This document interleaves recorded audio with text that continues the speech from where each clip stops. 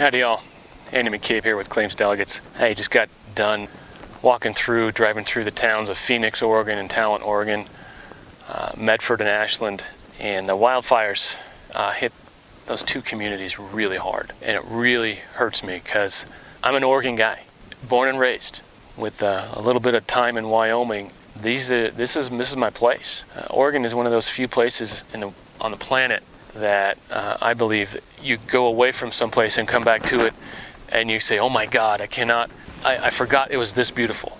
And you do that everywhere. I did that on the way down here, despite the smoke and haze. There's still spots of this drive that are just gorgeous, just beautiful. Now a good portion of this state is burning. These communities are hurting. These are my folks. I grew up in Philomath, Oregon, graduated Oregon State. That's cowgirl country. I don't have a lot of money. I never came from money.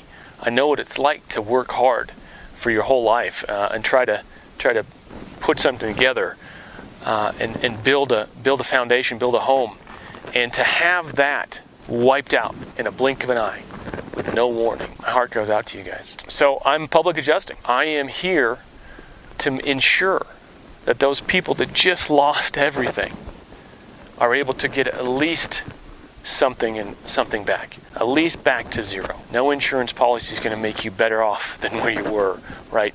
But the least they can do is pay you 100% of what you lost, and that's my job. The average claim size, a claim with a public adjuster on it and a claim without a public adjuster on it. The average settlement from insurance company nationwide is 2 times what this is. So what that means is you hire a professional to advocate for you and your claim on your behalf, you're likely to get reimbursed 2 times what you would have if you tried to go it alone. Yes, there's a lot of people out there who want to help, and adjusters aren't bad people. They got a job to do. But let's look at the facts. There are so many disasters in this country right now. We had a 200-mile wide tornado party rip through the Midwest. We had a hurricane hit Louisiana. We got another one coming next week.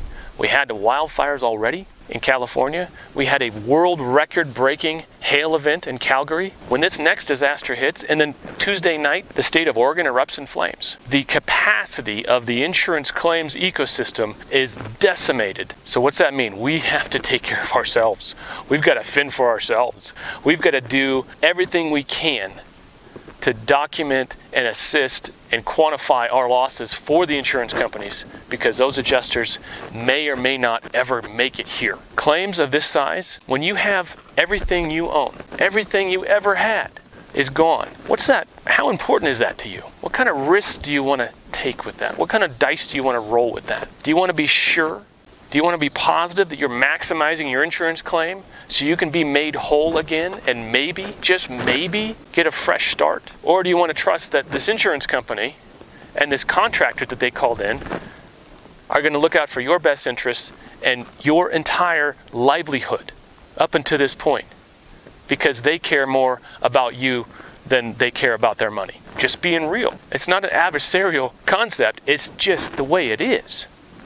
We take care of our own. We do what's in our best interest. So if I'm employed by a contractor and I'm working in your home, my loyalty is to that contractor. I want to make sure that contractor gets paid well. I'm a little bit of rambling. I'm pretty emotional, but what do you do? How do you judge who should be your advocate? Well, you need to look at where interests lie, where loyalties lie. And if someone's bread is getting buttered somewhere else, you can bet your bottom dollar that they're not going to work as hard for you as they are for that other person. So it needs to be third party, not a contractor that stands to profit from your claim, not an adjuster who's getting beat down every day of the week through audits and everything else. It needs to be someone else, other than someone who doesn't have a financial incentive of doing this work.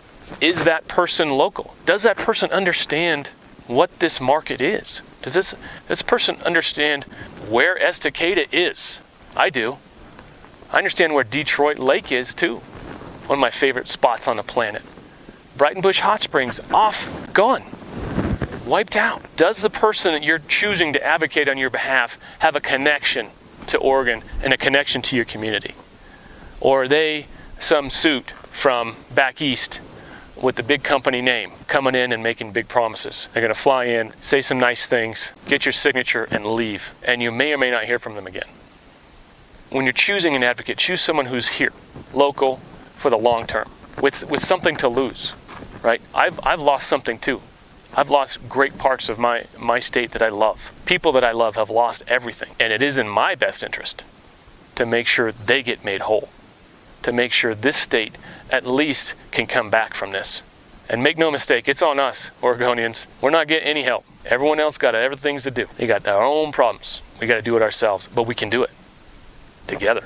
Be safe out there. God willing, we're going to have some rain in a couple days, and we'll be on the other side of this. We'll see you.